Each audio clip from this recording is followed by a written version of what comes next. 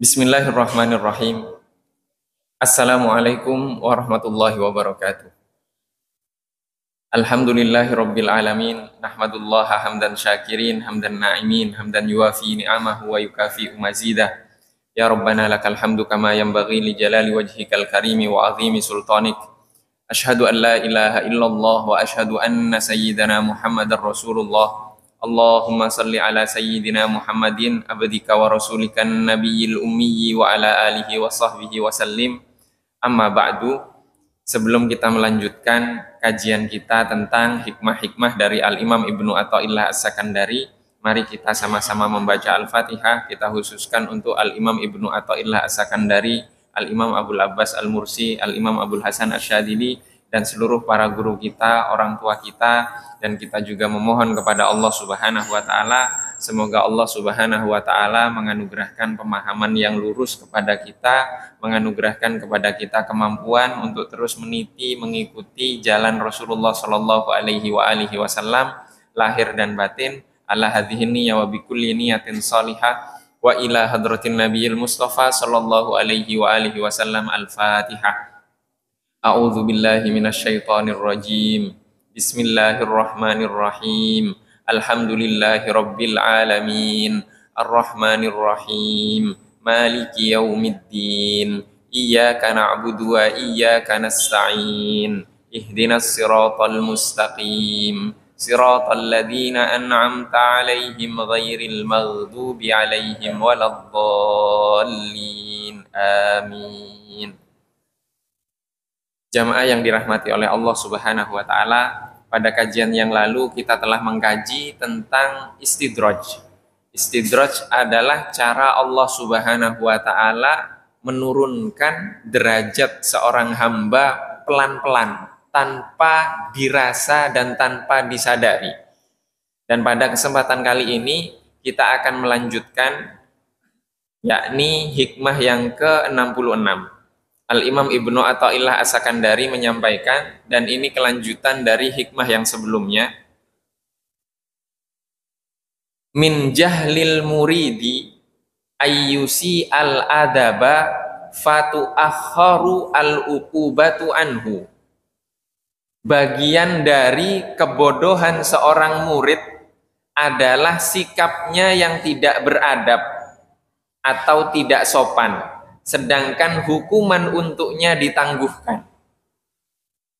Fayaqulu, kemudian ia berkata, sang murid tersebut berkata, laukana hadza su'a adabin laqata al-imdada wa aujabal ib'ada.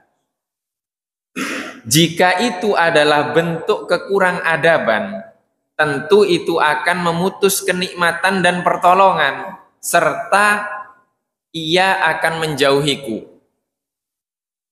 Kemudian dilanjutkan oleh Al-Imam Ibnu Athaillah As-Sakandari, faqad yuqta'ul madadu anhu min haitsu la yash'uru.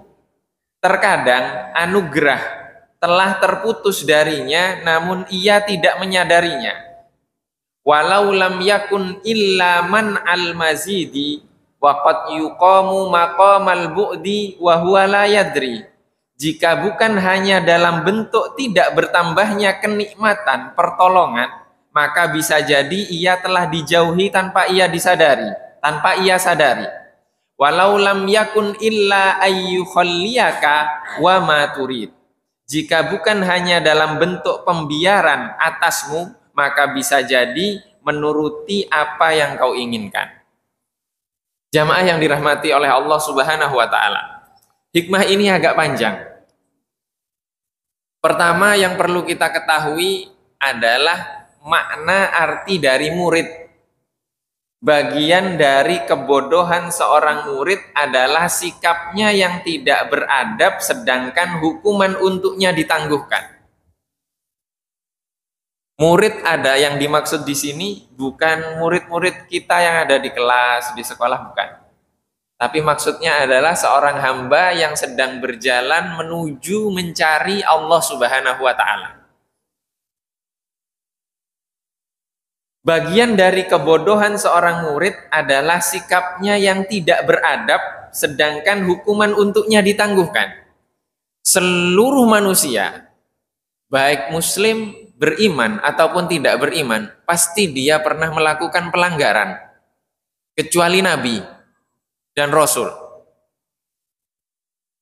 Setiap kali pelanggaran sudah semestinya dia mendapatkan hukuman, apalagi orang yang beriman. Orang yang beriman dia harus melaksanakan perintah Allah, menjauhi larangan Allah. Dalam kehidupannya dia pasti pernah melakukan kesalahan, melanggar perintah atau melaksanakan larangan. Itu adalah sebuah pelanggaran yang seharusnya mendapatkan hukuman. Karena hukuman atas seorang hamba tersebut ditangguhkan, sehingga dia adabnya, akhlaknya kurang. Akhlaknya kurang. Karena apa? Karena merasa dia tidak dihukum. Karena dia merasa tidak dihukum. Sehingga dikatakan di sini bagian dari kebodohan seorang murid adalah sikapnya yang tidak beradab.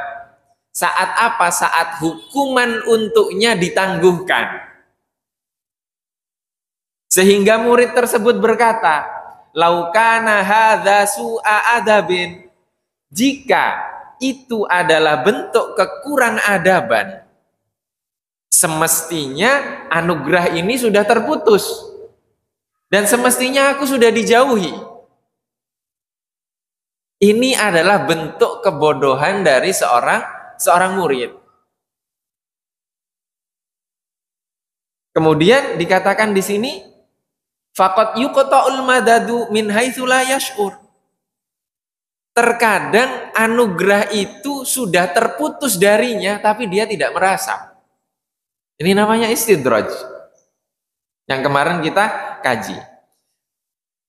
Dan jika bukan tidak adanya lagi tambahan atas anugerah tersebut, bisa jadi dia sedang diposisikan dalam posisi yang jauh, sedangkan dia tidak merasa. Atau bisa jadi dia sedang dibiarkan saja dan dipenuhi seluruh keinginannya. Itu adalah bentuk kebodohan dari seorang murid. Jamaah yang dirahmati oleh Allah Subhanahu wa Ta'ala.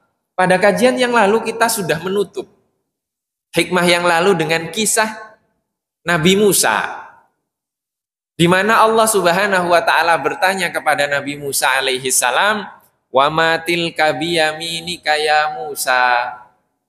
Wahai Musa, apa yang ada di tangan kananmu itu? Kata Allah Subhanahu wa Ta'ala. Nabi Musa menjawab, itu adalah tongkatku. Aku bertumpu kepadanya ketika berjalan. Kemudian aku juga mengarahkan domba-dombaku dengan tongkat itu. Dan ada manfaat lain dari tongkat itu. Kemudian Allah Subhanahu wa Ta'ala berfirman kepada Nabi Musa, "Alqiha ya Musa." Lemparkan tongkatmu itu wahai Musa. Fa idza hiya hayyatun tas'a. Seketika tongkat itu berubah menjadi ular yang melata. Kemudian Allah memerintahkan kepada Nabi Musa, "Khudhaa wa la takhaf." Ambil tongkat itu, jangan takut. Sanu'iduha siratahal ula. Kami akan menjadikan tongkat itu berubah seperti bentuknya semula. Kemudian Al-Imam Ahmad Ibnu Ajibah mengajak kita agar tongkat itu diganti dengan dunia. Jadi Allah berfirman kepada kita, lempar dunia yang ada di tanganmu itu wahai Azka. Setelah dilempar dunia itu dia berubah menjadi ular yang berbisa dan melata. Tapi kemudian Allah memerintahkan kepada kita, ambil lagi dunia itu. Jadi memegang yang pertama, itu memegang dengan apa? Memegang dunia dengan nafsu, dengan keinginan. Tapi yang kedua, setelah dilempar, itu Allah yang memerintahkan. Ambil dunia itu, tapi atas namaku. Bersama denganku. Dengan kekuasaanku.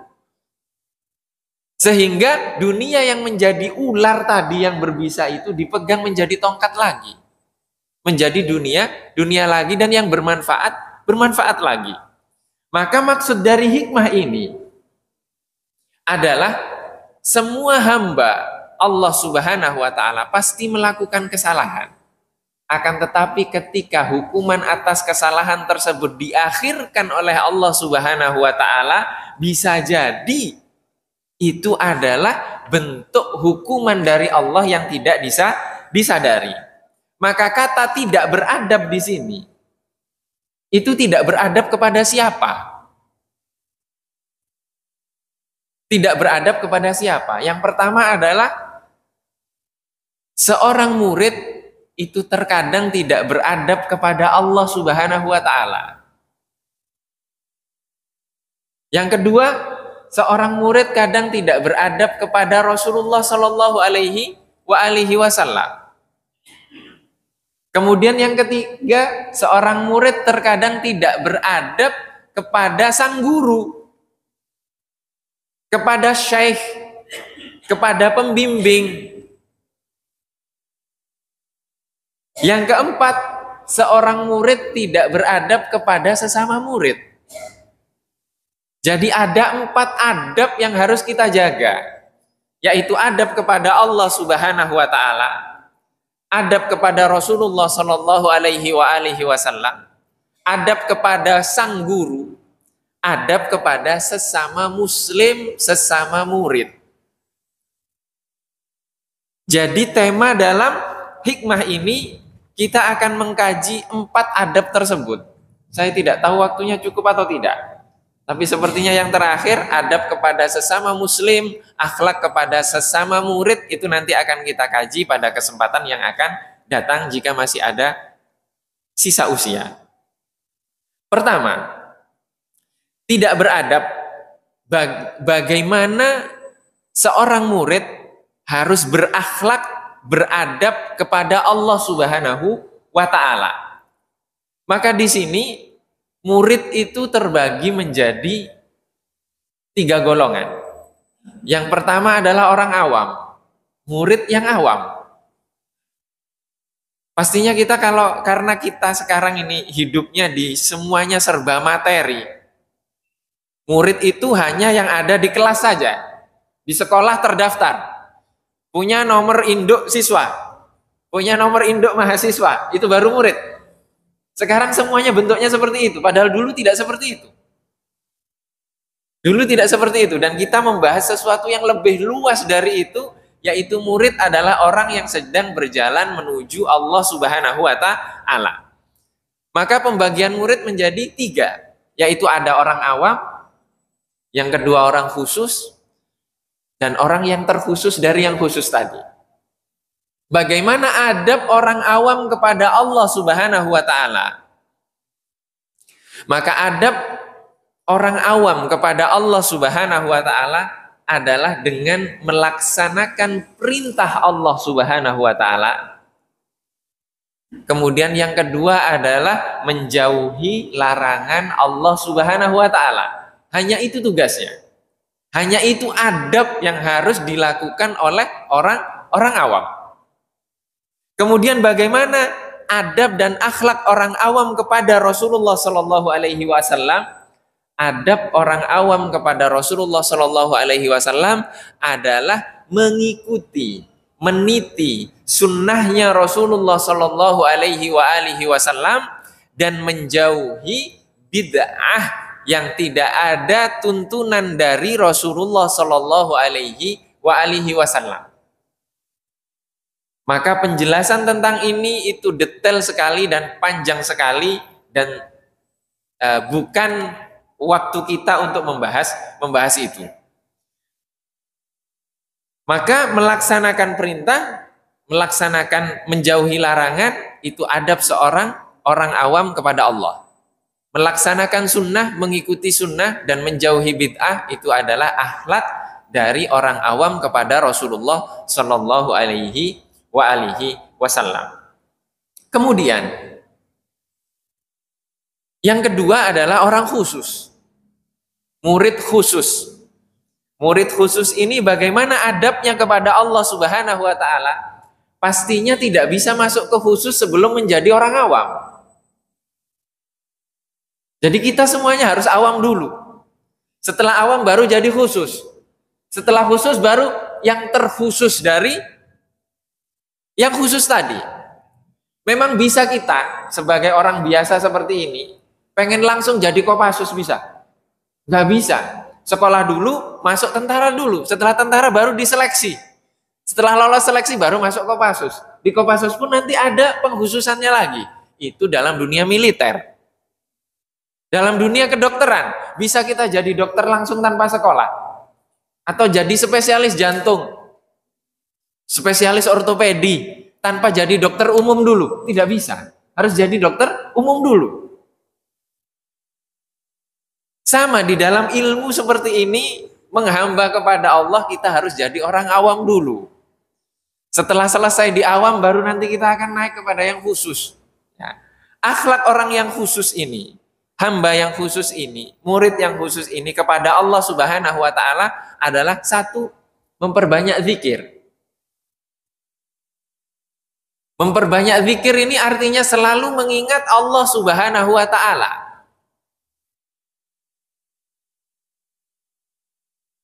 Kira-kira bisa orang memperbanyak zikir tapi nggak sholat? Saya sudah hamba Allah yang khusus. Itu bodoh namanya. Bagaimana dia berzikir, dia tidak melaksanakan perintah, artinya dia langsung. Saya nggak butuh level awam, Ustaz. Saya langsung ke khusus. Nggak bisa. Tidak mungkin itu.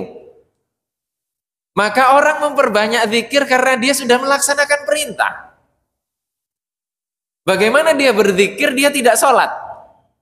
Tidak mungkin itu kontradiktif. Maka kalau ada kelompok-kelompok yang seperti itu, ayo kita ikut majelis khusus. Majelis khusus tapi nggak sholat 5 waktu zikir terus. Oh itu sesat. Tidak ada itu. Levelnya dulu awam. Awam selesaikan dulu. Melaksanakan perintah, menjauhi larangan. Baru setelah itu masuk ke orang khusus, yaitu memperbanyak zikir dan selalu ingat kepada Allah Subhanahu Wa Taala. Itu akhlak yang pertama orang khusus. Yang kedua adalah muraqabah. Muraqabah itu merasa dipantau. Ya. Muraqabah itu ihsan. Seakan-akan engkau melihat Allah Subhanahu Wa Taala. Atau Allah melihatmu. Itu namanya muraqabah. Lah kita sholat saja kalau nggak di depan kamera kita nggak khusyuk. Muraqabah bagaimana? Dipantau kamera baru khusyuk. Dipantau kamera baru jamaah. Itu bukan muraqabah namanya. Maka ini orang khusus. Gimana orang nggak pernah sholat dari bayi? Setelah itu jadi pemimpin baru sholat dia. Ya alhamdulillah sih. Tapi ya nggak begitu juga gitu. Tidak begitu juga. Maka di sini muraqabah itu adalah akhlak orang khusus. Merasa dipantau oleh Allah Subhanahu Wa Taala. Tidak hanya dalam melaksanakan perintah, tidak hanya dalam menjauhi larangan, tapi dalam setiap detik kehidupannya. Kemudian yang selanjutnya, akhlak yang ketiga adalah mengedepankan cinta kepada Allah Subhanahu Wa Taala. Maka kalau sudah cinta kepada Allah Subhanahu Wa Taala, dia mengedepankan cinta. Kalau orang awam, di level awam itu tidak. Melaksanakan perintah, sholat berjamaah 27 derajat. Dihitung sama dia. Oh, sholat di Masjidil Haram itu 100.000 kali. Dihitung sama dia. Tapi kalau cinta apa? Butuh hitungan. Tidak butuh perhitungan. Maka itu orang khusus. Oh, saya sedekah 100.000. Harusnya setelah ini saya dapat 100 juta. Itu orang awam. Maka kalau yang sudah cinta tidak perlu perhitungan. Tidak ada hitung-hitungan di sana dan dia mengedepankan cinta itu. Maka tiga inilah akhlak hamba yang khusus, murid yang khusus kepada sang penciptanya, yaitu Allah Subhanahu wa Ta'ala. Nah, ini semuanya teori. Tidak bisa kita pahami kecuali kita praktekkan dalam kehidupan kita masing-masing. Dan masing-masing dari kita memiliki silabus dalam kehidupannya sendiri. Maka itu kita butuh apa? Butuh guru, butuh syekh, butuh pembimbing, butuh mursyid dalam kehidupan kita. Maka adab kepada guru nanti akan kita bahas. Setelah itu, bagaimana akhlak adab murid khusus ini kepada Rasulullah Shallallahu Alaihi Wasallam? Adab yang pertama adalah mengedepankan cinta. Para sahabat Rasulullah Shallallahu Alaihi Wasallam, kira-kira Sayyidina Ma'iz itu sahabat, mohon maaf melakukan perzinahan, lapor ke Rasulullah, ngaku minta dirajam. Kira-kira itu menghadap ke Rasulullah itu atas dasar apa? Atas dasar cinta. Sayyidina Abdullah Ibnu Umar Ibnul Khattab itu sahabat yang dikenal mengikuti Rasulullah dalam segala hal. Dalam segala hal. Rasulullah pernah berdiri di satu tempat, beliau berdiri di situ. Rasulullah pernah jongkok buang hajat di satu tempat, beliau jongkok di situ, sekalipun beliau tidak buang hajat. Rasulullah berangkat umroh dari satu titik, menunggangi tunggangannya dari tempat itu, beliau menungganginya dari tempat Rasulullah menaiki tunggangannya. Sampai seperti itu mengikuti Rasulullah, detil. Kira-kira ngikut seperti itu karena apa kalau bukan karena cinta? Sudahlah, kita lihat ke anak-anak kita sekarang. Mereka punya fans-fansnya sendiri. Kira-kira konser Dewa 19 yang kemarin itu lebih banyak itu atau lebih banyak yang datang ke pengajian? Itu karena cinta mereka. Mereka suka ngefans, diikuti semuanya, pakaiannya begini. Artis Korea datang di bandara. Ya Allah, yang nyambut itu banyak sekali. Anak-anak muda. Di hari itu juga kami jemput guru kami namanya Syekh Zakaria, yang jemput cuma 4 orang, 5 orang. Dan beliau muridnya Syekh Muhammad Yasin Al-Fadani yang meneruskan majelis Syekh Yasin di Makkah. 5 orang dibandingkan dengan Korea itu. Ini bukan Korea yang di Senayan, beda lagi. Ini benar-benar artis. Itu karena apa? Karena cinta. Kalau cinta itu sudah seperti itu, maka dulu di masa para sahabat itu nggak ada namanya wajib, nggak ada namanya sunnah, tidak ada yang namanya makruh, tidak ada. Semuanya wajib bagi para sahabat. Karena apa? Karena cinta mengikutinya. Rasulullah begini, oh saya ikut begitu. Itu karena cinta.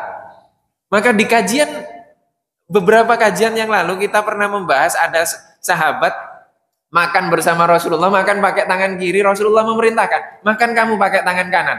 Saya tidak bisa. Oh itu udah jelas munafik itu. Yakin 100% munafik itu. Kenapa? Rasulullah yang memerintahkan, dia nggak mau, itu bagaimana? Itu tidak mungkin. Karena apa? Di masa itu para sahabat mengikuti Rasulullah itu dengan cinta. Kalau kita sekarang mengikuti Rasulullah itu dengan kebencian, Pak. Kita baru tahu sunnahnya Rasulullah ini. Saudara kita nggak tahu. Kita mengatakan, kamu kok melakukan bid'ah sih? Ajak mencintai. Bukan divonis bid'ah, bukan. Ajak mencintai. Cinta itu nggak ada, hilang sekarang. Maka hamba yang khusus ini, murid yang khusus ini kepada Rasulullah Shallallahu Alaihi Wasallam, akhlaknya yang pertama cinta. Kemudian yang kedua, mengikuti petunjuk Rasulullah Shallallahu Alaihi Wasallam. Kita kalau belajar akhlak-akhlaknya para ulama, Para ulama itu ketika menemukan satu hadis berbeda dengan pendapat dalam madhab yang beliau ikuti, beliau lebih mengedepankan hadis. Berbeda dengan imam madhabnya. Tapi tidak mengeluarkan dia dari madhab itu. Dan beliau tidak menyalahkan imam madhabnya. Kalau sekarang coba, berapa banyak orang mengatakan, kamu mau ikut Imam Syafi'i atau mau ikut Rasulullah? Loh, memang Imam Syafi'i nggak ikut Rasulullah. Sombong sekali dia. Rasulullah tidak mengajarkan kesombongan. Maka mengikuti Rasulullah Shallallahu Alaihi Wasallam dengan cinta. Mengikuti petunjuk Rasulullah Shallallahu Alaihi Wasallam dengan cinta. Kemudian yang ketiga adalah berakhlak dengan akhlak mulia Rasulullah Shallallahu Alaihi Wasallam. Ini sulit sekali. Berkali-kali kita contohkan. Saya masih mukul anak saya. Itu tidak mengikuti sunnahnya Rasulullah. Rasulullah tidak pernah memukul anak kecil. Mengatakan jangan saja tidak pernah. Bukan saya yang menyampaikan, tapi Anas bin Malik, anak kecil yang membantu Rasulullah di rumah Rasulullah. Tidak pernah mengatakan jangan, tidak pernah mengatakan kenapa kamu melakukan hal itu. Dari akhlak ini saja kita sudah jauh dari Rasulullah. Kita belum berakhlak seperti Rasulullah Shallallahu Alaihi Wasallam berakhlak. Rasulullah diperlakukan bagaimanapun oleh Quraisy. Rasulullah belum menghancurkan satu berhala pun. Belum menghancurkan satu berhala pun. Itu akhlaknya Rasulullah. Jadi Rasulullah itu mengajak memahami agama ini dengan penuh kecintaan, rahmat, kasih, sayang. Maka tiga inilah yang harus dimiliki oleh hamba yang khusus. Ya, murid yang khusus kepada Rasulullah Shallallahu Alaihi Wasallam. Yang pertama adalah cinta. Yang kedua mengikuti petunjuk Rasulullah Shallallahu Alaihi Wasallam, dan yang ketiga adalah berakhlak dengan akhlaknya Rasulullah Shallallahu Alaihi Wasallam. Saya pernah suatu ketika di Facebook sama di Instagram, saya lagi jenuh. Foto profil saya ganti dengan warna hitam gelap. Langsung detik itu guru kami, mursyid kami yang di Maroko itu komen, Aska kamu suka warna hitam. Beberapa bulan seperti itu, sebelum itu beliau menyampaikan warna hitam itu warna yang tidak disukai oleh Rasulullah Shallallahu Alaihi Wasallam. Detik itu juga langsung saya hapus foto itu, langsung saya ganti fotonya Rasulullah. Itu hanya karena warna hitam. Warna hitam, guru kita mengingatkan kita bahwa Rasulullah tidak suka warna hitam. Kenapa kamu suka warna hitam? Kita dipertanyakan. Jadi itu rasanya kayak, wah, lebih berat daripada apapun itu. Kalau sudah ditegur seperti itu. Dan itu bentuk kecintaan. Jadi mengikuti Rasulullah itu utuh, kafah. Utuh dan kafah. Kemudian setelah itu adab murid golongan yang ketiga, yaitu yang khusus dari yang khusus.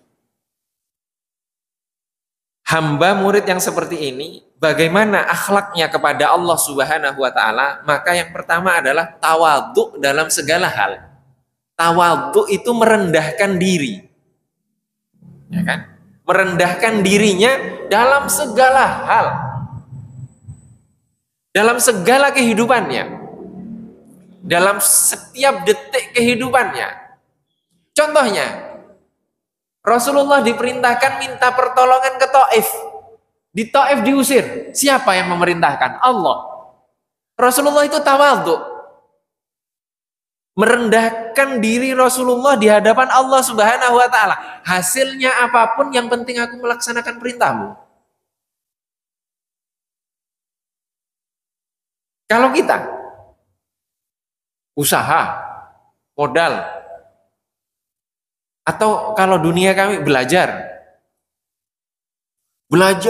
gigih, Pas hari ujian sakit nggak bisa jalan. Apa yang bisa kita lakukan? Tawadhu. Enggak, ngeluh. Tapi kalau hamba Allah yang terkhusus ini, dari yang khusus, dia selalu tunduk. Tunduk merendahkan dirinya atas segala hal yang terjadi di dunia ini.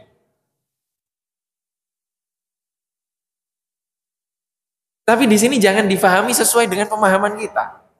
Artinya, oh ada kezoliman berarti kita, sudahlah itu takdir Allah. Ya nggak begitu. Dia membaca isyarat Allah di dalam kehidupan ini. Bisa jadi dia berjuang. Ini tasawuf. Kalau kita cari dalam sejarah negara, sejarah perjuangan umat Islam, maka pejuang itu semuanya tasawuf, sufi. Semuanya sufi. Semuanya sufi. Cari pejuang-pejuang di Indonesia yang mempertahankan kemerdekaan. Itu semuanya sufi.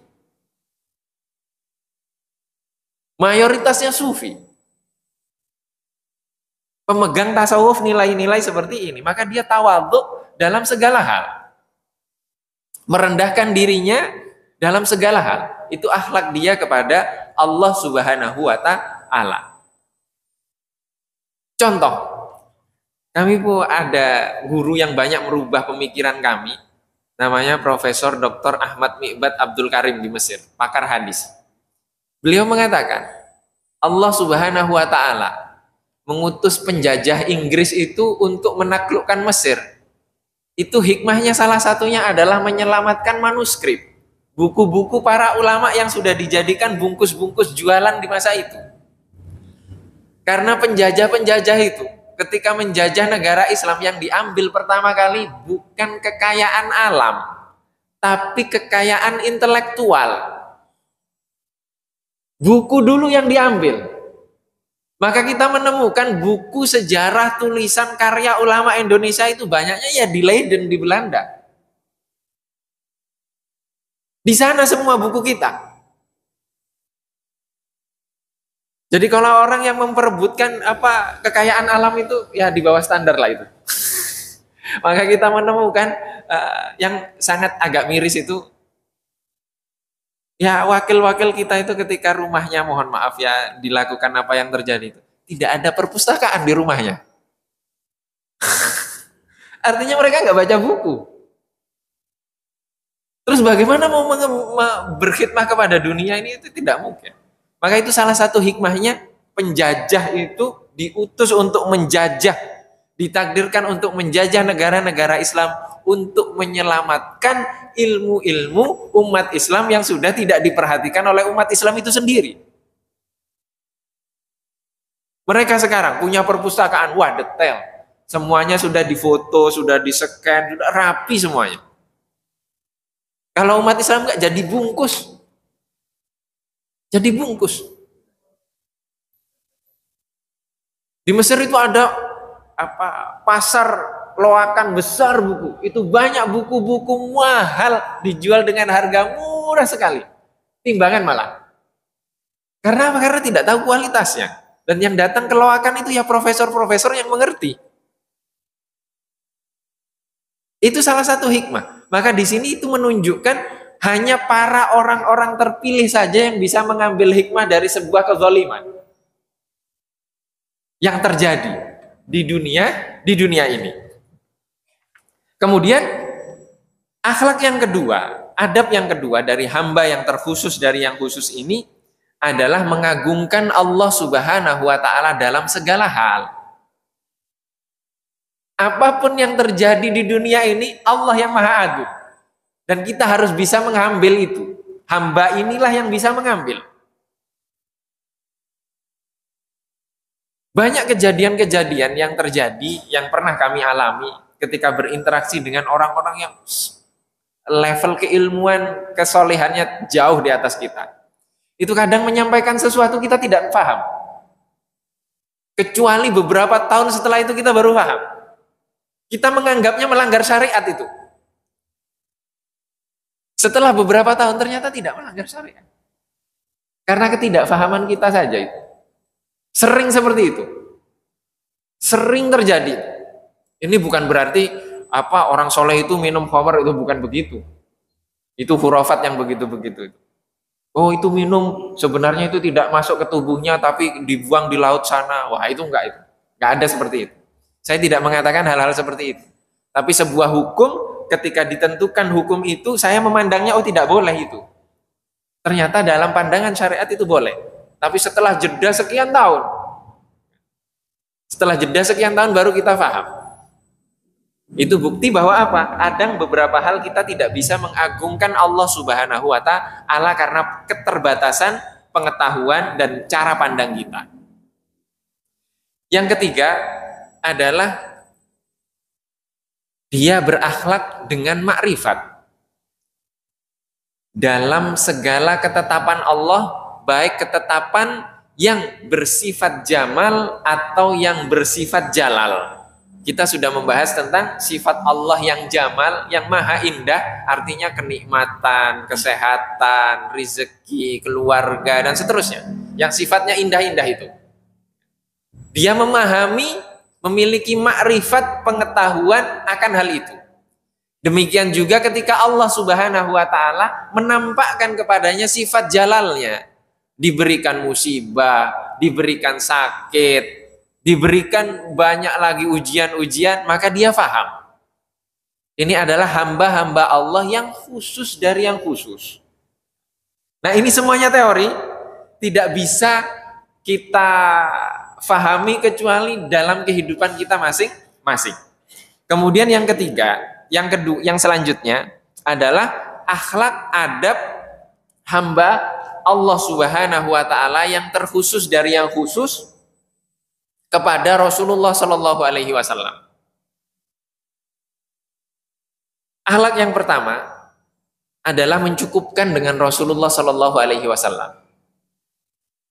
Jadi dalam kehidupannya dia mencukupkan dengan figur Rasulullah, mencukupkan dengan Rasulullah. Rasulullah begini, saya begini. Rasulullah A, saya A. Rasulullah B, saya B. Seperti itu. Dan itu kejadian yang saya sampaikan tadi itu tentang apa warna hitam itu. Kejadiannya adalah guru kami tadi itu minta tolong dibelikan kaos dalam karena kaos dalamnya habis. Maka saya belikan dua warna. Warna putih dan warna hitam. Yang warna hitam langsung ditolak. Tidak mau.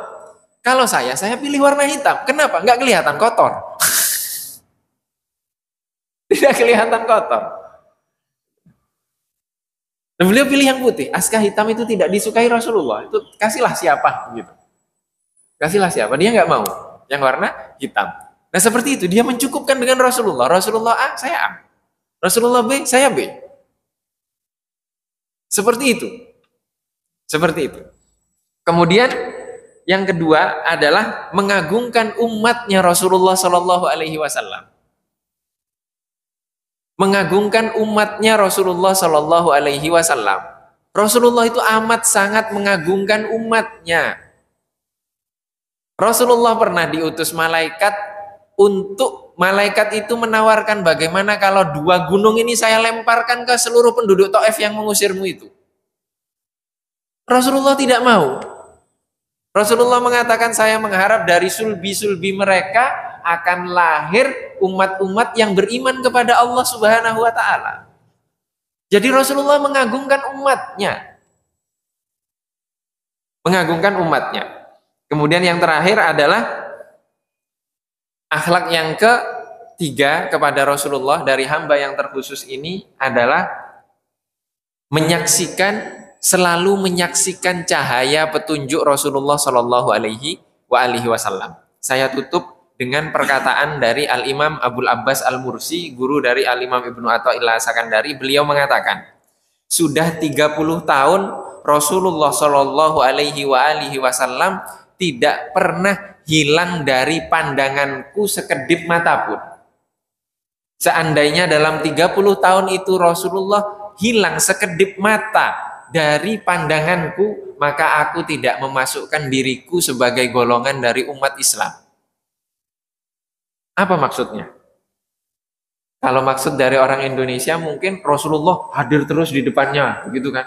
Oh sekarang Rasulullah hadir, bukan itu. Tapi setiap detik dan hela nafasnya itu sesuai dengan petunjuknya Rasulullah Shallallahu Alaihi Wasallam. Wallahu wa rasuluhu a'lam. Ini yang dapat kita kaji pada kesempatan kali ini. Insya Allah akan kita lanjutkan pada pertemuan yang akan datang. Mohon maaf apabila ada kekurangan. Wabillahi taufik wal hidayah wal ridha wal inayah. Wassalamualaikum warahmatullahi wabarakatuh.